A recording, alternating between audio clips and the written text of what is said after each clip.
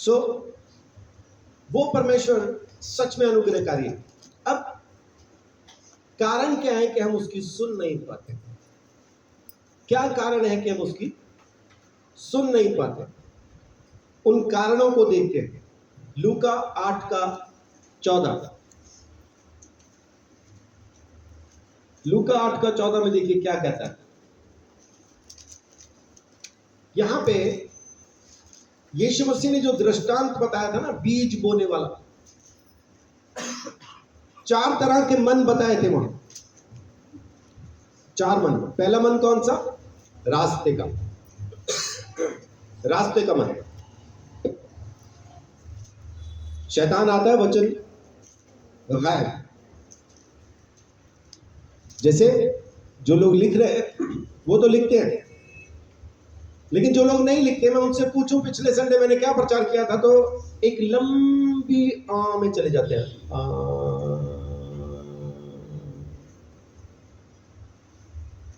नहीं याद आता, ये खाली सुना, गायब। पहला मन। दूसरा पथरीला मन, जड़ नहीं पकड़ पाए। पौधा उगा तो, लेकिन जड़ नहीं पकड़ी। जरा सी धूप लगी, जरा सा लोगों ने उनको यीशु के पास आने की वजह से उनके खिलाफ कुछ बोलना शुरू किया, सूख गए। बहुत से लोग चर्च में तो आ जाते हैं, लेकिन पता आते कैसे हैं? जैसे गांजा खरीदने आए, किसी को पता नहीं चलना चाहिए मैं कहां गया, और वहां पे कोई पहचान का मिल जाए तो फंस जाते। ओह, तुम भी गांजा पीते हो? फिर उससे रिक्वेस्ट करते हैं, बाहर जाके नहीं बताना, मैं भी यहां आया। यूं आते लोग चर्च में।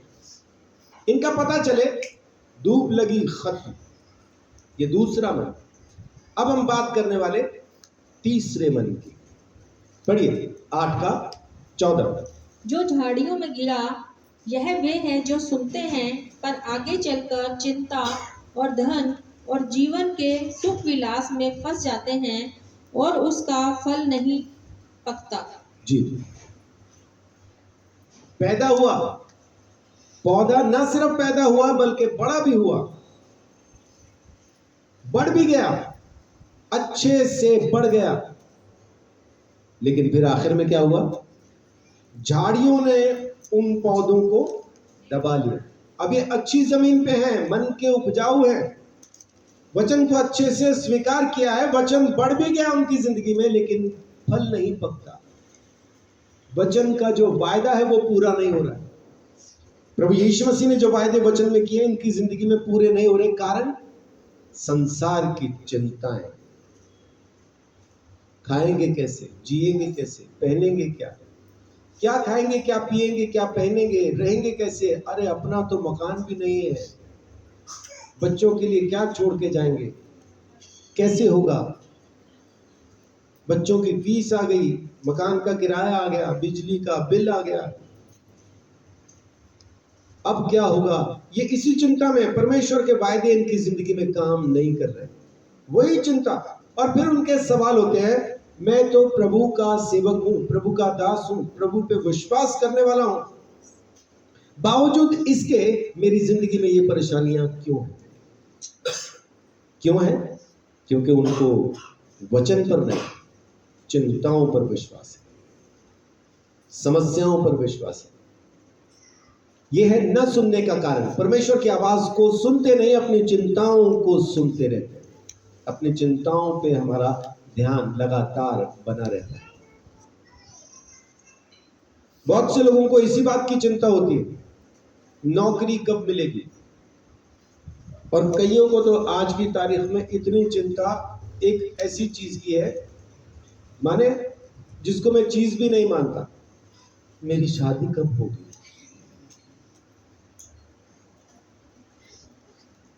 और इस शादी के चक्कर में बहुत से लोगों ने यीशु को छोड़ के कुछ और करना शुरू कर दिया।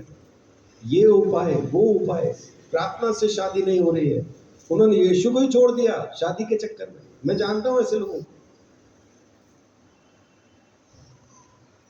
माने ऐसी ऐसी चिंताओं में आने के बाद हम परमेश्वर की आवाज को सुनना बंद कर देते, बंद कर देते। पैसे की चिंता, कपड़े की चिंता, खाने पीने की चिंता, मकान की चिंता, ये मेरी जिंदगी में क्या हो गया। जिंदगी की तलाश में हम मौत के कितने पास आ गए, माने ये चिंता है। और सच में वो जिंदगी को छोड़ के सच में मौत के पास पहुंच गए। उन्होंने यीशु को छोड़ दिया और अपनी इच्छाओं को पूरा करना शुरू किया, अपनी चिंताओं में जीना शुरू किया। कैसे होगा, कहां से होगा, उसी में जीना शुरू किया। इस वजह से वो यीशु मसीह की, परमेश्वर की आवाज को सुन नहीं पाते।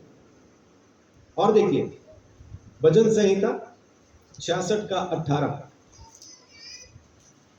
वहां पे एक और कारण हमें बताया गया है कि किस वजह से हम परमेश्वर की आवाज को नहीं सुनते। तू ऊंचे पर चढ़, 66 का 18, 66:18। यदि मैं मन में अनर्थ की बात सोचता तो प्रभु मेरी ना सुनता। जी, क्या कहता है? अगर मैं अपने मन में अनर्थ की बात सोचता तो प्रभु मेरी नहीं सुनता।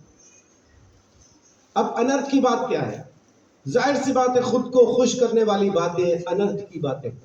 इसको आम भाषा में मैं कहूं तो मैं पाप में हूं, मैं पाप में हूं, मैं परमेश्वर की आज्ञा नहीं मान रहा हूं, मेरी सोच में वैसी ही बातें चलती और वो अनर्थ की है, बेकार की, किसी दूसरे के बारे में नहीं है, मेरे अपने ही आनंद की बातें। मैं कहां से आनंद प्राप्त कर रहा हूं, कौन सी चीजें सोचता हूं जिससे मुझे आनंद प्राप्त होता। मैं अनर्थ की बातें सोचता तो प्रभु मेरी नहीं सुनता। तो ये जो मेरी सोच है, इसलिए यीशु मसीह ने आके प्रचार क्या किया?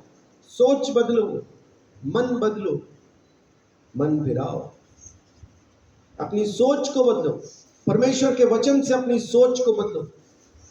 ये खाली अपनी सोच में ना जियो, परमेश्वर की सोच में जीना शुरू करो, परमेश्वर के वचन में जीना शुरू करो। तब हमारी जिंदगी में परमेश्वर का वचन काम करेगा। आमीन, आमीन। अनर्थ में सोचूंगा तो फिर परमेश्वर मेरी नहीं सुनेगा। मत्ती 14। ये वो कारण मैं आपको बता रहा हूं जिसकी वजह से हम उसकी नहीं सुनते, है ना। एक बहुत बड़ी जो परेशानी है वो है शक, संदेह। परमेश्वर की कई बातों पे लोग संदेह करते हैं। सारे कहेंगे ना जी हम तो कभी नहीं करते, लेकिन फिर भी चिंता कर रहे हैं। चिंता कर रहे हैं तो मतलब आपको शक है, इसीलिए आप चिंता में, आप संदेह कर रहे हैं इसीलिए आप परेशानी में। डायरेक्ट हम यीशु मसीह को कभी ये नहीं कहते कि नहीं मुझे तो आपकी बातों पे यकीन नहीं है, मैं आपकी बातों पे विश्वास नहीं करता, ये सीधा नहीं कहते। लेकिन हमारे काम बताते हैं कि हम उसकी बातों पे शक करते हैं। कैसे? प्रार्थना करने के बावजूद भी कहते हैं चलो जी प्रार्थना तो करिए, अब देखते हैं, प्रभु सुन ले तो अच्छा है, नहीं तो उसकी मर्जी। इसका मतलब है हमें उस पर विश्वास नहीं, यीशु पर यकीन नहीं। शक 14 का 31 पढ़िए।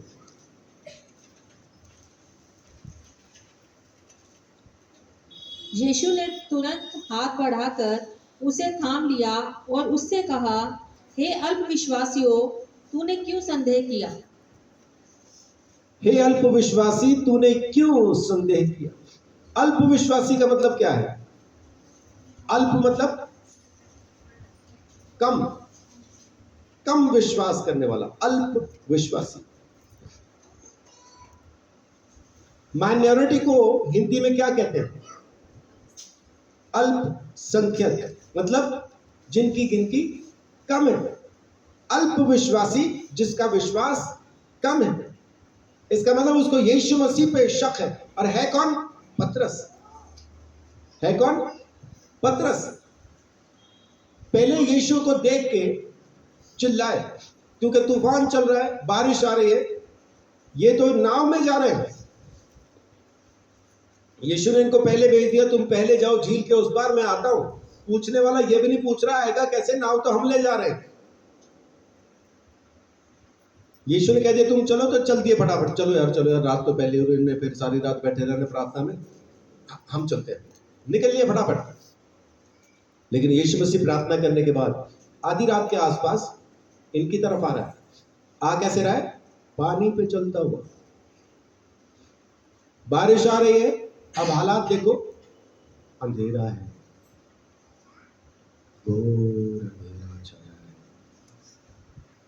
तूफानी बारिश हो रही, हवा चल रही, झील की लहरें आवाजें कर रही, बड़ा डरावना सा मंजर है। और उस टाइम पानी पे चलता हुआ कोई आ रहा है, तो क्या कहेंगे आप? यही उन्होंने भी कहा, भूत भूत। यीशु ने कहा भूत नहीं है, मैं हूं। तो पतरस कहता है अगर तू है प्रभु तो मुझे भी बोल, मैं भी पानी पे चलना चाहता हूं। यीशु ने कहा आ। भाई ने मारी छलांग, डूबा नहीं, पानी पे चलने लगा। लेकिन अभी तक यीशु के पास नहीं पहुंचा, इतने में लहरें जो उठी उनको देखा और उसको देख के बोला ए गया बस मैं। और जैसे ही कहा गया तो सच में चला गया। उसके नीचे का पानी जो सॉलिड हो गया था, जैसे उसने लहर पे विश्वास किया, पानी नॉर्मल हो गया, डूब गया। यीशु ने हाथ बढ़ा के उसको पकड़ा, खड़ा किया। कहां?